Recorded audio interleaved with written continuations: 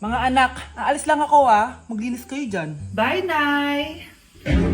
At dahil wala na si Nanay, ako ang bago niyong boss. Kaya sundin yung mga inuutos ko, ha? O Kyle, ikaw na magugas ng mga plato doon ha. Wow, lakas magutos Aba, nagrereklamo ka ba?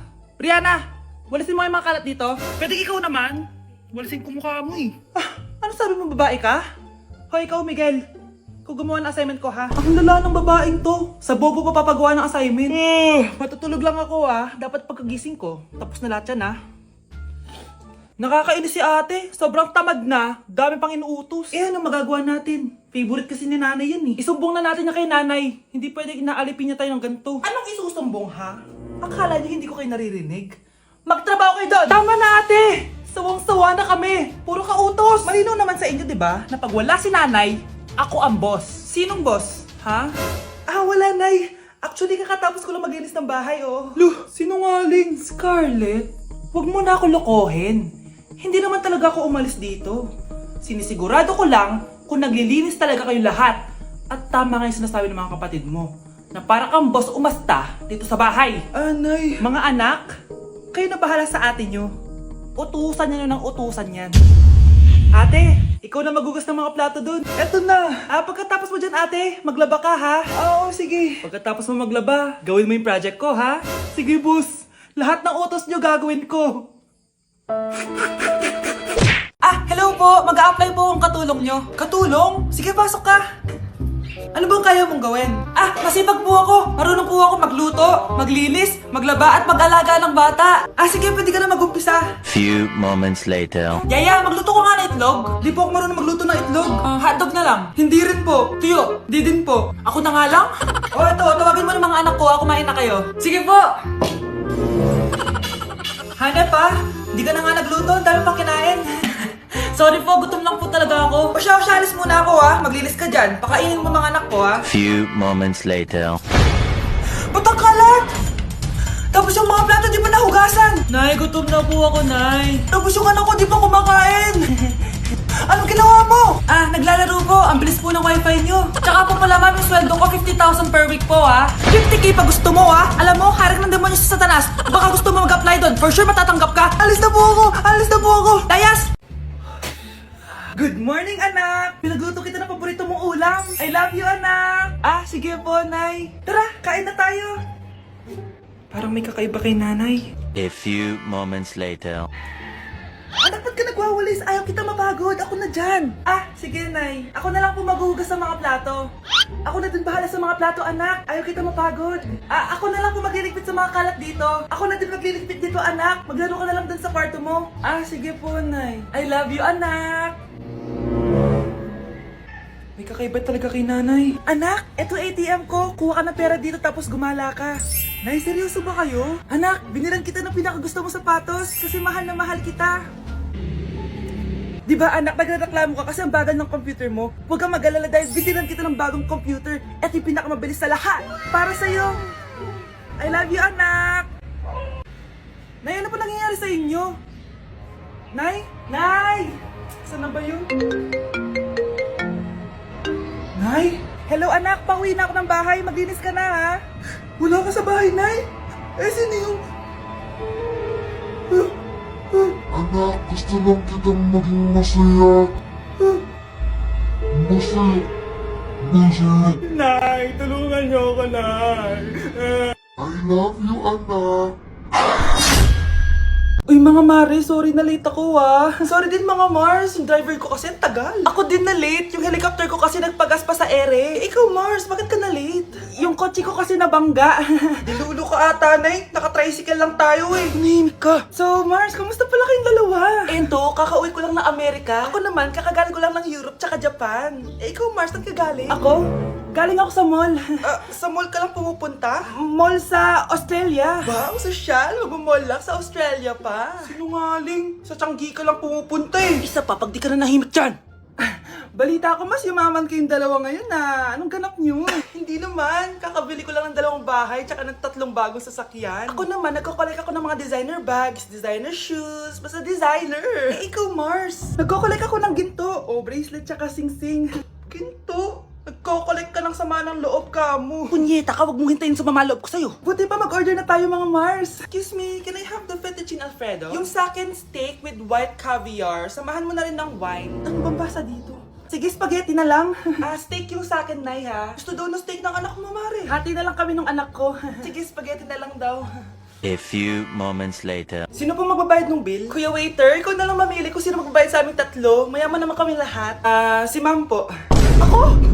Ikaw magbabayad, Nay. Congrats, Mars! Magbayad ka na. Wait lang. CR lang ako, sige, Mars. Babalik pa ba yun? Alis na ako. Bahala kayo dyan. Anak!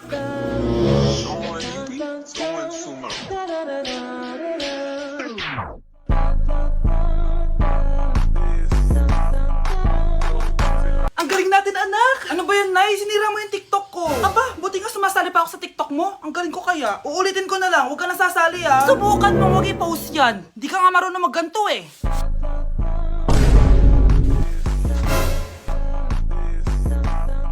Anak, huwag ka tumingin. Anong klaseng ina yan? Ganyan tinuturo sa anak niya. Tara na nga. Bahala ka na nga dyan. O, di ba ang smooth? Anak? Anak! Class, listen! Mamimiss ko kayo! Mamimiss namin yung subject nyo, ma'am! Mamimiss kita, ma'am, kahit wala naman ako natutunan sa inyo. Ano ba yung tinuro mo? Aba, nag-iiyakan na kami dito? Naglalato-lato ka pa din?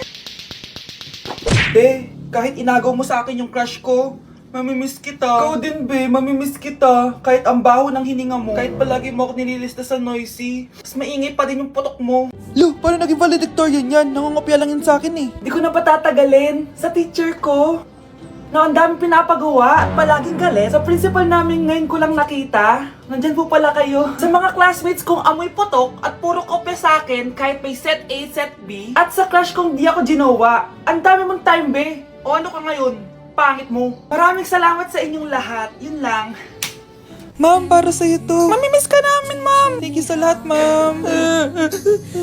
Yes, sa wakas, gagraduate na ako. Anak, proud ako sa'yo. Aba, bakit ka nandito? Ma'am, di ba graduation po natin ngayon? Ay, hindi ka gagraduate. Bagsak ka sa akin, di ba? Ayan, kakalato-lato mo yan. Humanda ka sa akin sa bahay. See you na lang next year. Uulit ako? Okay, class, magdi-discuss ako. Makinig kayo sa akin, ha? Oh, grabe, ang ganda ko talaga. Masaya na naman siya, oh. Manda ka sa akin. Ma'am, di ba po bawal mag-makeup kapag oras ng klase? Si Scarlett kasi nagbe-makeup po. Lu, pero pag ikaw pwede? Gusto. Ay, oo. Mamaya na yung makeup na yung Scarlett, ha? Makinig ka sa akin. Di na siya makakapag-retouch. Okay, class. Dalawa ang naka-perfect sa exam natin. Si Cheska. Expect ko naman na perfect ako, eh. At si Scarlett. Perfect din ako. Talagang nilalabanan ako ng babaeng to. Patingin na tas paper mo. Ma'am, di ba wrong spelling is wrong? Mali yung pneumonia niya, oh. Walang P sa una. Ha? Ay, oo nga. Kulang ng P. Hindi ka na perfect, Scarlett, ha? Ayan, ako na ulit ang highest dito sa klase. Kontrabida talaga tong si Samantha sa buhay ko. Bakit di nagre-reply yung jowa ko? Saan na ba yun? Tagal naman ni Scarlett. Saan na kaya yun? Hi, Miguel! Oh, Samantha, samahan mo naman ako sa kantin. Libre kita. Di pwede. Hinihintay ko yung jowa ko. Ha? Nasaan na ba yun? Yay! Sasamahan mo ako!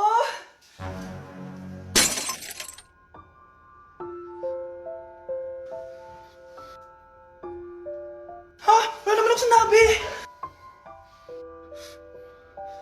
Scarlett?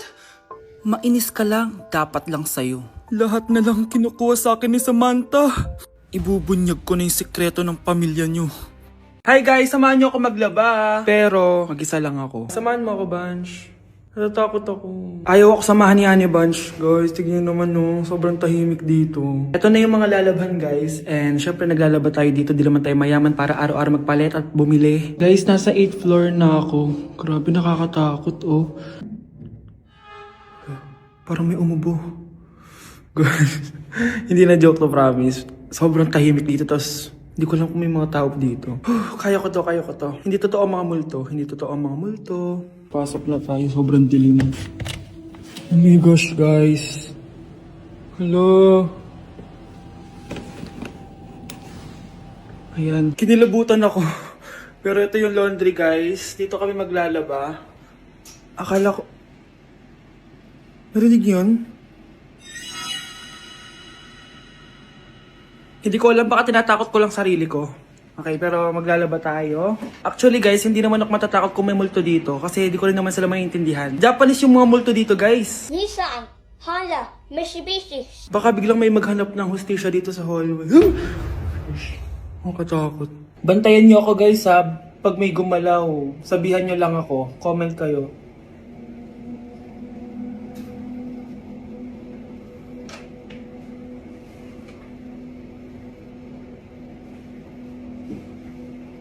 Babalik na ako sa hotel, guys. Hindi ko na kaya. Babalikan ko na lang yun mamaya. Guys, kinikilabutan pa rin ako. Babalik na ako sa room. Balak kayo dyan!